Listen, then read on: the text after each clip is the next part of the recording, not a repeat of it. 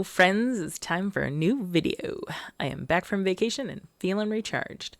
So, today we're using Madame Glam's Salty Foam, which is a lovely shade. It's a very, very light purple.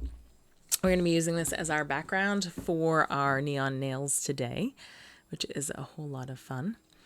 I am getting my bearings about me, so hold on because I look like a maniac painting the first nail, but I promise I won't continue that way. I am going to do 2 coats of this polish, but I am not going to show you all of that because that's quite boring to watch me polish nails and put them under a light. Nobody really wants to see that. So I am going to be doing 2 coats. This is the first coat. As you can see, it is somewhat sheer, and so I ended up doing 2 coats just to get a really firm background on this one. I have other new nails coming too. I did a couple sets. The next thing I'm going to be doing after putting those 2 coats on is using Born Pretty's holographic. This is actually a cat eye gel polish, but it is not a particular color, so you can use it on top of any polish at all and then choose to either cat eye it or not. In this particular case, I did not choose to cat eye the background because I just really wanted it for a little pizzazz on top of or underneath, I should say, the neon. We are going to be using neon pigments today, so they are dry powdered pigment. I did get mine just on Amazon. I know people get them all different places, but I got them on Amazon because I wanted to just try them out first. There are probably better and worse quality ones. The ones I have, I think, were pretty okay for what I paid. I only paid a couple bucks for them. So right now I'm top coating. I lost track of where I was for a second. I am top coating the nails. I'm going to bake those. And now I have out my white polish. So I goofed on this a little bit. So when I pulled it out, I clearly had vacation brain still. And I used my no wipe gel paint, which is not going to work for neon pigment, so just an FYI ahead of time. You do need a tacky surface, and I knew that, but for some reason my brain was still sleeping. So I'm going to be doing this, but then I did go over it. I don't think I show it in the video, but I did go over it with some base coat, some gel base coat afterwards, because obviously nothing was sticking to my nails. Not well. It'll give you a little bit of almost like a pastel look, but that was not really the look I was going for here. What I am doing while I sped this up a little because I didn't think you wanted to watch me for 20 minutes to do this. It does take a little time. So if you're doing this at the salon, you do need some extra time with your client. I would probably plan out like an extra 20 or 30 minutes, perhaps, depending on how complicated you want to get with your design. I am using my silicone tool, but you could absolutely use a paintbrush as well. I just kind of liked it because I could drag it and drop the paint where I wanted it. I'm not using any particular technique here. It's just kind of wherever whimsy took me. So there is no rhyme or reason to this particular splotch of what we're going to create. You could do anything that you want. I was actually inspired a little bit by Natalie Mudridge, who does some really amazing nail art as well. And she recently did a neon set, which made me think, I kind of like that. Hers is different and inspired by a different artist. I just was fascinated with the idea of sort of just free-handing some crazy splotchy things.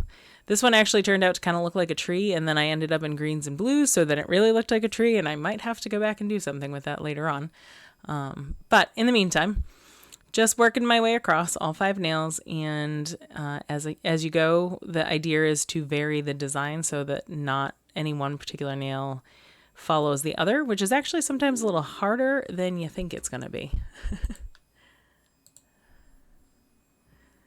Once I get these done, we're going to pop these in the lamp for 60 seconds, and then, like I said, I did goof on this and use a non-sticky gel paint. So I am going to go back and put some base coat, but lesson learned for those who may have done the same thing at some point. If you just go over it with a little base coat, that will fix the whole problem and you don't have to start over again or any of that. Okay, so here we are. I have pulled out the neon pigments. Remember I told you these are powdered. I did get them on Amazon. And you can see where I have already done that preliminary layer, and it was very pastel because it wasn't sticky enough. So I'm going back over it. I apologize because this nail went a little out of shot. But I am just working from that fuchsia to the orange, and then I'll go from the orange to the yellow, and the yellow to the green, and the green to the blue, and the blue to the purple. And that's how you make an ombre rainbow. There you go. How's that for today? So your little sing-along for today. A little scary, perhaps. I'm not going to show you every nail that I did. Just trust me, this is what I did. I went through each and worked my way around. I did go off shot with some of these, so I just cut that part of the video out.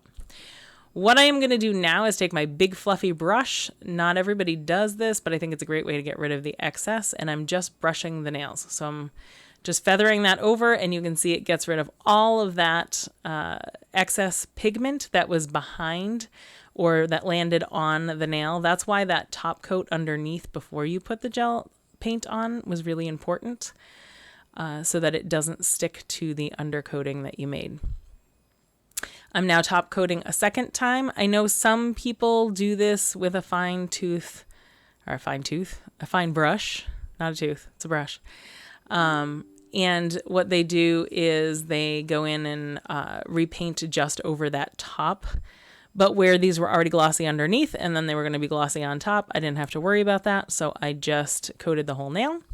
That's going to go in the lamp for 60 seconds. I'm going to clean up my mess, some of it anyway. And then we're going to go in and add a little bit of this hexagonal glitter. And you can see I'm already wearing it because it's just so much fun, I guess. And also I'm going to put some rhinestones in. So the rhinestones I got from Hobby Lobby.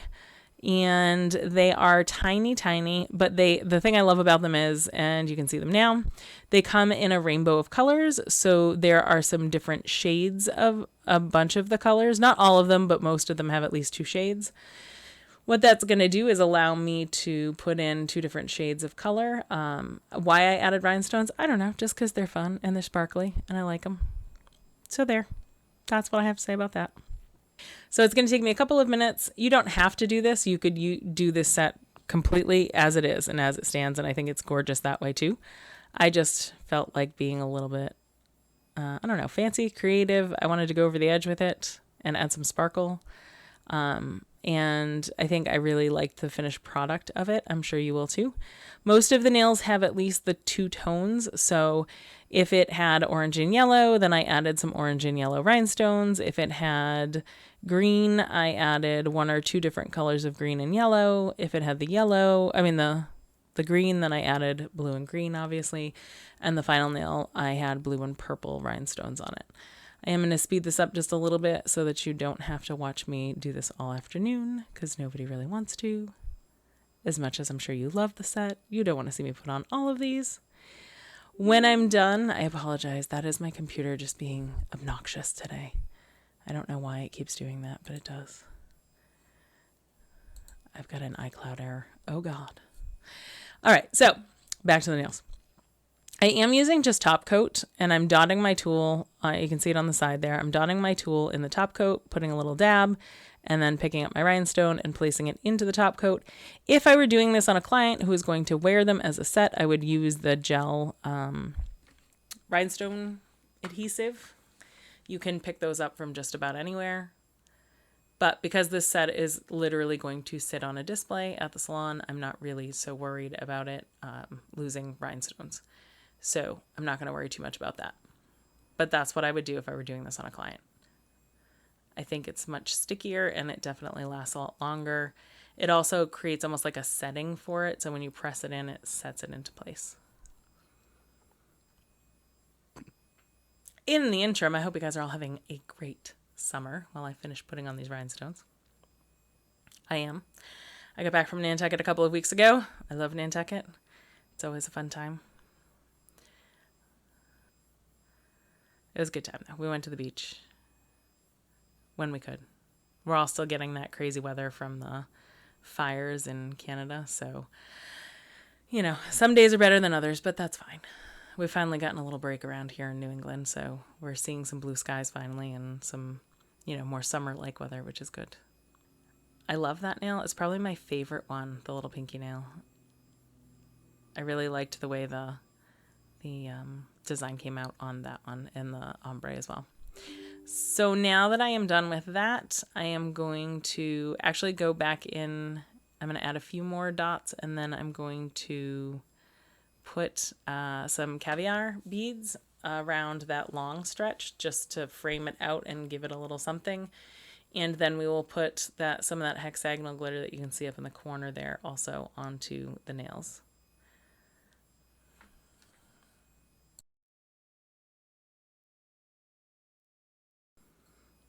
All right, so putting some glitter up on here. I'm going to pull out that jar in just a second. This is also an Amazon find for me.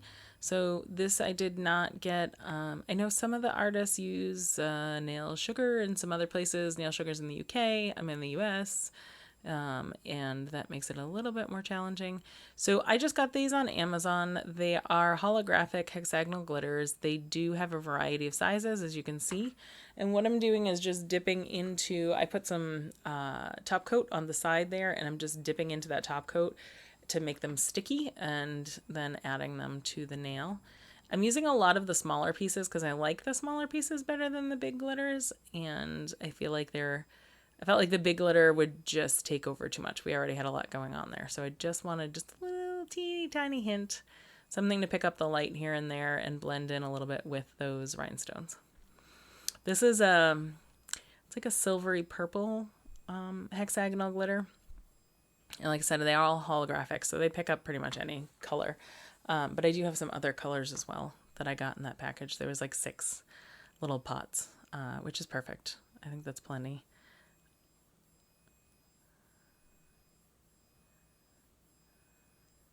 All right, that is that.